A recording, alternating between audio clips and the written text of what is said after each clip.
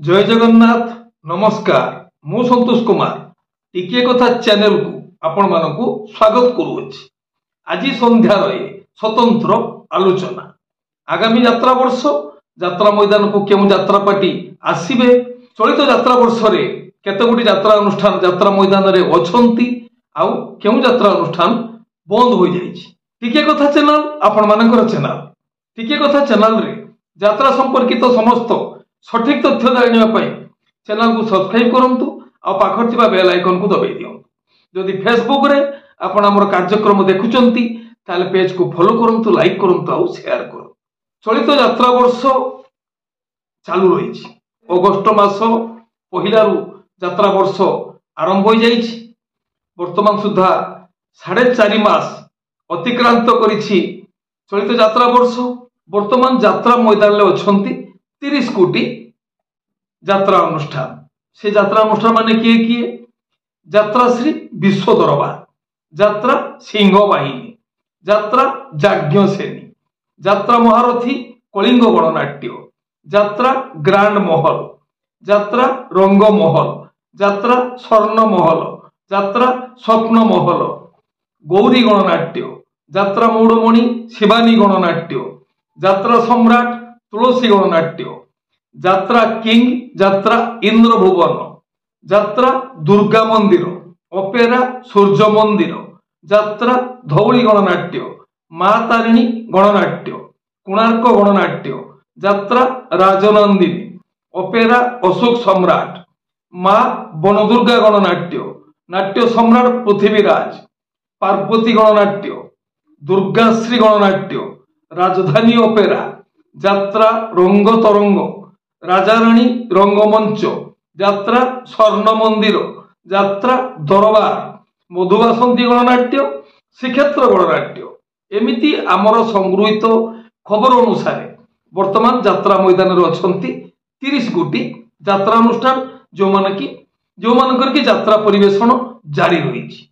केवल 2 कोटी यात्रा अनुष्ठान ओम श्री बाघाजती लोकनाट्य आउ अपेरा श्री दुर्गा 2 कोटी यात्रा अनुष्ठान यात्रा परिवेषण आपातत बंद रही। विभिन्न कारण नहीं जेकोसी समय से यात्रा मैदान को आसी पारंती। बहु विलंब 2 दिन पूर्व यात्रा राजाराणी रंगमंच यात्रा मैदान को आसीथिला, किंतु गोटे दिन यात्रा परिवेषण पर द्वितीय दिन रात्र दर्शक माने यात्रा मंच निकट को यात्रा मंच को प्रवेश करुवा बेले तोरण भूषुड़ी 30 रु ऊर्ध्व दर्शक आहत होते जो द्वारा यात्रा परिवेषण बंद रही। आगामी यात्रा वर्ष यात्रा मैदान को आसवा वर्तमान सूचना अनुसार जाजपुर रु मुक्ति लाभ करने जाऊँगी एक हाईबिग बजेट यात्रा अनुष्ठान यात्रा वृंदावती आउ बालेश्वर अग्रणी यात्रा अनुष्ठान यात्रा श्री विश्व दरबार प्रयोजक टैलेंटेड प्रयोजक श्रीयुक्त किशोर चंद्र मिश्र तांकर द्वितीय अनुष्ठान चली आगामी यात्रा वर्ष यात्रा मैदान को आसबे बोली प्रस्तुति आरंभ कर। जाजपुर रोड आउ गोटे यात्रा अनुष्ठान आत्म प्रकाश करने जाऊँगी जार कि वर्तमान सुधा नामकरण होना। ये है यात्रा संपर्कित खबर। जना पड़िबो आगामी यात्रा वर्ष ए जो यात्रा अनुष्ठान माने यात्रा परिवेषण करुछंती सेमानक मध्यरु किए यात्रा मैदान रे रहिबे किंबा यात्रा मैदान रु विदाय नेबे, पुणी केउ केउ यात्रा अनुष्ठान यात्रा मैदान को आसीबे ता जना पड़िबो।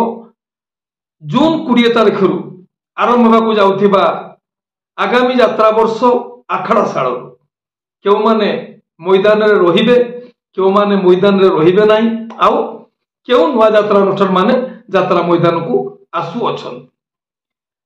आउ गोटे गुरुत्वपूर्ण कथा है कलाकार अदल बदल प्रक्रिया जोटा कि भितर वर्तमान चालू रही। मालिक कलाकार मानक मध्य बुझामणा आरंभ हो जाइछि। किछि स्थान रे कलाकार माने मध्य अग्रिम आकार रे अर्थ ग्रहण कर सारे बोली विश्वस्त सूत्र प्रकाश, किंतु कौन सी यात्रा अनुष्ठान तरफ वर्तमान सुधा आगामी यात्रा वर्ष कलाकार मान संपर्क में ଘୋଷଣା କରାଯାଇ ନାହିଁ। କେବଳ ଅପେରା ସୂର୍ଯ୍ୟ ମନ୍ଦିର ରେ ଆଗାମୀ ଯାତ୍ରା ବର୍ଷ ଜଲିଉଡର ଚର୍ଚ୍ଚିତ ଚେହେରା ବ୍ୟାଡ ବୟ ପୀୟୁଷ ତ୍ରିପାଠୀ ଅଭିନୟ କରିବେ ବୋଲି ଗୋଟିଏ ଭିଡିଓ ପୀୟୁଷ ତ୍ରିପାଠୀଙ୍କ ଦ୍ୱାରା ପ୍ରସ୍ତୁତ ହୋଇ ସୋସିଆଲ ମିଡିଆରେ ଘୁରି ବୁଲୁଛି। ଏଥିରୁ ସ୍ପଷ୍ଟ ଭାବରେ ଜଣାପଡୁଛି ଯେ ଆଗାମୀ ଯାତ୍ରା ବର୍ଷ ପୀୟୁଷ ତ୍ରିପାଠୀ ଅପେରା ସୂର୍ଯ୍ୟ ମନ୍ଦିରରେ ଅଭିନୟ କରିବେ ଚୂଡ଼ାନ୍ତ। ଆଉ କେଉଁ କଳାକାର କେଉଁ ଅନୁଷ୍ଠାନରେ ରହିବେ କିମ୍ବା ନ ରହିବେ ସେ ବିଷୟରେ ଅନୁଷ୍ଠାନ ମାନଙ୍କ ତରଫରୁ କୌଣସି ପ୍ରକାର ଘୋଷଣା କରାଯାଇ ନାହିଁ କିମ୍ବା କଳାକାର ମାନଙ୍କ ତରଫରୁ ମଧ୍ୟ ଘୋଷଣା କରାଯାଇ ନାହିଁ। ସମସ୍ତେ ଅପେକ୍ଷା କରିଛନ୍ତି ଖଣ୍ଡଗିରି କୁମ୍ଭ ମେଳାକୁ। ଖଣ୍ଡଗିରି କୁମ୍ଭ ମେଳା ଫେବୃଆରୀରେ ଆରମ୍ଭ ହେବ। ଖଣ୍ଡଗିରି କୁମ୍ଭ ମେଳା ଯାତ୍ରା ମହାସମର। ସେହି ସମୟରେ ସ୍ପଷ୍ଟ ହୋଇଯିବ କେଉଁ କଳାକାର କେଉଁ ଯାତ୍ରା ଅନୁଷ୍ଠାନକୁ ଯିବେ। ଆମର ଯେଉଁ ଯାତ୍ରା ବର୍ତ୍ତମାନ ଚାଲୁ ରହିଛି ବିଭିନ୍ନ ମେଳା ମୌସମରେ ବିଶେଷ କରି ବିଶେଷ ଭାବରେ 5-7 ଦିନ ଧରି ଯାତ୍ରା ଅନୁଷ୍ଠାନ ଯାତ୍ରା ପରିବେଷଣ କରନ୍ତି। ଆଗକୁ ରହିଛି ଆମର ଉଳାଶୁଣୀ ଗୁମ୍ଫା ମେଳା। ଯେଉଁ ଉଳାଶୁଣୀ ଗୁମ୍ଫା ମେଳାରେ 7 ଗୋଟି ଯାତ୍ରା ଅନୁଷ୍ଠାନ ଯାତ୍ରା ପରିବେଷଣ କରିବେ ବୋଲି ଜଣାପଡ଼ିଛି। ଯାହାର ଯାତ୍ରା ପରିବେଷଣ ତାରିଖ କେଉଁ କେଉଁ ଯାତ୍ରା ଅନୁଷ୍ଠାନ ବିସ୍ତୃତ ବିବରଣୀ ଏକ ସ୍ୱତନ୍ତ୍ର ଅଧ୍ୟାୟରେ ଆମ ଚ୍ୟାନେଲରେ ପ୍ରସାରଣ କରାଯିବ। ସେହିପରି ଭୁବନେଶ୍ୱର ମେଳାରେ 5 ଗୋଟି ଯାତ୍ରା ଅନୁଷ୍ଠାନ ଚଳିତ ବର୍ଷ ଯାତ୍ରା ପରିବେଷଣ କରିବେ ବୋଲି ଜଣାପଡ଼ିଛି। ଆମେ ମଧ୍ୟ ସେହି ଯାତ୍ରା ଅନୁଷ୍ଠାନ ମାନଙ୍କର ଯାତ୍ରା ପରିବେଷଣ ତାରିଖ ଏବଂ ଅନୁଷ୍ଠାନର ନାମ ଏକ ସ୍ୱତନ୍ତ୍ର ଏପିସୋଡରେ ପ୍ରସାରଣ କରିବୁ। ଆଉ ରହିଛି ସବୁଠାରୁ ବଡ଼ ମହାସମର ଖଣ୍ଡଗିରି କୁମ୍ଭମେଳା ଯାତ୍ରା ମହାସମର। ବର୍ତ୍ତମାନ ସୁଦ୍ଧା ମିଳିଥିବା ଖବର ଅନୁସାରେ 14 ଗୋଟି ଯାତ୍ରା ଅନୁଷ୍ଠାନ ଚଳିତ ଯାତ୍ରା ବର୍ଷରେ ଖଣ୍ଡଗିରି କୁମ୍ଭ ମେଳାରେ ଯାତ୍ରା ପରିବେଷଣ କରିବେ ବୋଲି ଆପାତତଃ ସ୍ଥିର ହୋଇଛି। କିନ୍ତୁ ସମୟ କହିବ ପ୍ରଶାସନ ତରଫରୁ କେତେ ଗୋଟି ଯାତ୍ରା ଅନୁଷ୍ଠାନକୁ କେଉଁ ଯାତ୍ରା ମଞ୍ଚରେ ଯାତ୍ରା ପରିବେଷଣ କରିବା ପାଇଁ ଅନୁମତି ମିଳୁଛି ସମୟ କହିବ। ଆମେ ତା ଉପରେ ନଜର ରଖିଛୁ। ଖୁବ୍ ଶୀଘ୍ର ଖଣ୍ଡଗିରି କୁମ୍ଭମେଳା ଯାତ୍ରା ମହାସମର ଉପରେ ଆମର ଏକ ସ୍ୱତନ୍ତ୍ର ଏପିସୋଡ ପ୍ରସାରଣ କରାଯିବ। ଅନୁସନ୍ଧାନ କରନ୍ତୁ କେବେ କେଉଁ ଦିନ ସେ ବିଷୟରେ ଆମେ ଖବର ପ୍ରସାରଣ କରିବୁ। ଆମର ଆପଣମାନଙ୍କର ମନପସନ୍ଦର କାର୍ଯ୍ୟକ୍ରମ ପ୍ରଶ୍ନ ଉତ୍ତର କାର୍ଯ୍ୟକ୍ରମ ପ୍ରତ୍ୟେକ ରବିବାର ସନ୍ଧ୍ୟାରେ ପ୍ରସାରଣ କରାଯାଉଛି। ଆମର ଆଜିର ଏ ଆଲୋଚନା ଆପଣମାନଙ୍କୁ କେମିତି ଲାଗିଲା ମତାମତ ଦେବା ପାଇଁ ଜମାରୁ କୁଣ୍ଠାବୋଧ କରିବେ ନାହିଁ। ଆପଣମାନଙ୍କ ମତାମତ ଅପେକ୍ଷାରେ ବର୍ତ୍ତମାନ ପାଇଁ ରହୁଛି। ପୁଣି ଦେଖା ହେବ ଆଉ ଏକ ସ୍ୱତନ୍ତ୍ର ଅଧ୍ୟାୟରେ। ନମସ୍ତେ, ଜୟ ଜଗନ୍ନାଥ।